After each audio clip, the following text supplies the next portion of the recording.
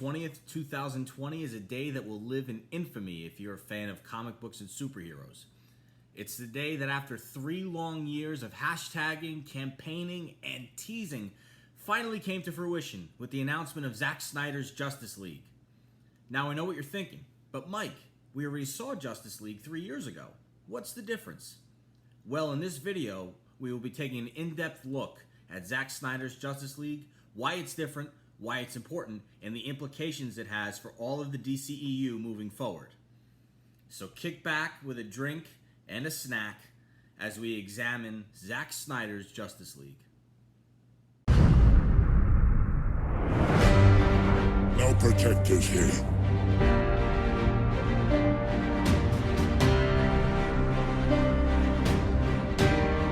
No lanterns. No Kryptonian. This world will fall. Like all the others. Hello everybody and welcome to the very first edition of CapComics Now.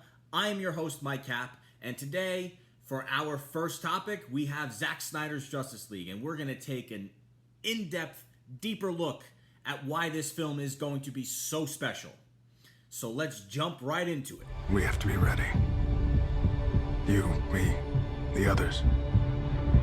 There's an attack coming from far away. Not coming, Bruce. It's already here. Now, for those of you guys who have seen Man of Steel and Batman v Superman, you'll know that the DCEU was taking a darker turn. A precedent that was set by Christopher Nolan during the Dark Knight trilogy, and Zack Snyder was following it in his Snyderverse, as if you will. Man of Steel saw the last son of Krypton. It was an origin story, so it was his journey to becoming Superman. Well, Batman v Superman was more of him trying to find his place in the world and introducing Batman as sort of the representation of us as humans, as who we are, how we in today's world would react to an alien who pretty much at the end of the day is a god. How we would react to a god coming here and being able to do the things that he can do. It was no doubt that Batman was going to be a little more afraid and would act accordingly. So the climax of the film saw those two heroes battle it out, and at the end, Batman ultimately making the decision to befriend Superman after witnessing his humanity during the infamous Martha scene. Why did you say that name? Martha, why did you say that name? Stop! Please, stop! Why did you say that name? It's his mother's name! It's his mother's name. Superman would then go on to sacrifice his life to save the world at the end of the film. Afterwards, Lex Luthor would tell Batman that his death was heard throughout the rest of the universe, and that is when we got our first glimpse at Darkseid's appearance.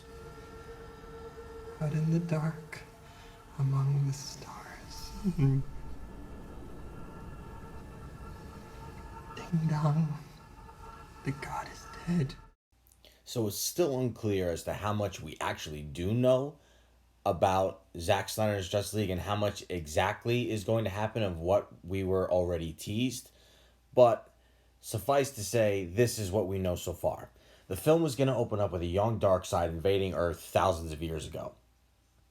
The Amazons, Atlanteans, Green Lantern Corps, all the armies of man, and the Greek gods, they were all going to make one giant stand against Darkseid and his forces. At one point, we were even supposed to see a fight between Ares and Steppenwolf, which is supposed to be really cool. Snyder teased that on Vero, I believe it was. Ultimately, that was left out of the 2017 film, as well as Darkseid's involvement in that fight altogether. Instead, it was moved to the middle of the film with a much, much more toned-down version of it. They called him Steppenwolf, the end of worlds. Okay, so here's what we know about the plot of the movie. Following the death of Superman, Steppenwolf seeks to end his own enslavement underneath Darkseid and comes to Earth in search of 3 mother boxes, which we did see in the 2017 release. However, we didn't see what was actually supposed to happen with them. The 3 mother boxes are meant to represent fear, alienation, and doubt, all of which the planet was experiencing after Superman's death. It's later revealed that Superman's death cry at the end of Batman v Superman, where he shouted after he stabbed Doomsday through the chest, was actually what woke up the mother boxes, which allowed Steppenwolf to hear them and open a boom tube to Earth to come find them, which is where we get the line from the trailer, "No protectors here, no lanterns, no Kryptonian." So after failing to stop Steppenwolf, the League reluctantly revives Superman with a mother box, and then he decimates the rest of the Justice League, only to be brought back to his senses by Lois Lane afterwards, who is not brought to the scene of the revival by Batman. She is actually walking through Metropolis and sees the fight happening. So the end of the film would see Steppenwolf winning, uniting all 3 mother boxes, which leads to the Flash running back in time 3 minutes to give Cyborg a second chance at separating the mother boxes. So after the rewind, Superman joins the fight, and together they stop Steppenwolf. Steppenwolf tries to retreat through a boom tube, and he ends up getting beheaded by Wonder Woman, which in the 2017 release, his axe was cut off by Wonder Woman rather than his head. On the other side of the boom tube, Steppenwolf's head rolls out onto Apocalypse, right to the foot of Darkseid. Yes, Darkseid. Darkseid crushes Steppenwolf's head, looks through the boom tube, sees the Justice League sees him, and that's how you end the final battle. Now, it's unclear exactly how this film is in fact going to end, but from what we do already know, we were leaked a storyboard image of Jim Lee's Nightmare storyboard art for the end of Justice League. And it's got Batman, his ragtag group of rebels, Cyborg, a broken Cyborg being carried by Flash. Those are the only remaining survivors of the Justice League. That's going to be cool. That's going to be an image. Plus, we also have the end credits tease of Martian Manhunter and Green Lantern approaching Batman at his Wayne Manor Lake house, warning him of the oncoming threat. So we're going to get more Nightmare stuff. We're going to get Martian Manhunter. We're going to get Green Lantern. Now, looking forward, we're able to see some implications for the rest of the DCEU. With DC Fandom, next Saturday, the 22nd, we are expecting some big news, big announcements, and some big returns. Part of those implications and returns, Ben Affleck as Batman. This Justice League film now opens the door for a possibility at not only for Ben Affleck's Batman solo movie return, but also for possibly Justice Leagues 2 and 3. If this film ends on that cliffhanger, which we were told it was going to be originally, I know Zack went back and said he was going to change a couple of things because a lot was revealed over the years, but the story overall should remain the same.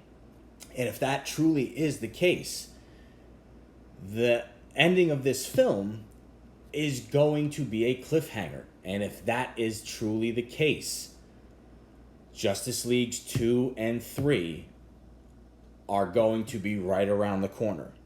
And if all of the rumors are true, guys, think about this logically. There's no way AT&T, Warner Media, and HBO Max are going to invest $100+ million for just one film. There are implications here. Ben Affleck's return, Henry Cavill's Man of Steel 2, possibly creating a universe or a multiverse leading to the rumored Flashpoint movie, which will reset all of the DCEU. If that is truly where they're going with this, then Zack Snyder's Justice League trilogy could very well be a thing. And we may actually end up seeing this finally come to fruition. Now, some people may say too little too late. Regardless, we are going to see it. What's also great about this Release the Snyder Cut movement Zack Snyder Justice League movement is that now we are getting the doors opened for other directors to have their cuts of their films released. David Ayer's Suicide Squad cut is at the top of that list. Now, the rumor is that the same studio who's handling the visual effects for Snyder's Justice League is also handling the visual effects needed for David Ayer's Suicide Squad cut, which is rumored to also be released on HBO Max. But not only that, now there are rumors of a Joel Schumacher 1995 Batman Forever director's cut. So things are happening. Things are moving. This has opened the door for so many more possibilities. And right now, if you're a DC fan, all you can do is smile. Because it seems that finally, after so much time, that DC is finally getting to one spot of continuity. Now, we'll see what happens with Snyder's cut and David Ayer's cut, but it looks like we are actually getting the Snyderverse as main continuity. Now, Zack Snyder did say that his Justice League film was an Elseworlds story, but I can't help but wonder if Elseworlds could actually be main continuity. So, we'll see. Only time is going to tell.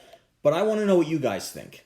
Let me know down in the comment section what you guys are most looking forward to from Zack Snyder's Justice League and what you guys are most looking forward to moving forward down the line. I want to know everything. Let's start a conversation. I want to thank all of you for joining us on the very first edition of CapComics Now. If you like this video and want to see more of what we do here, hit that like button and subscribe so that you'll get notified every time I upload. And I want to thank everybody from the bottom of my heart for tuning in to the very first CapComics Now. I will see you down the road. Catch you guys later.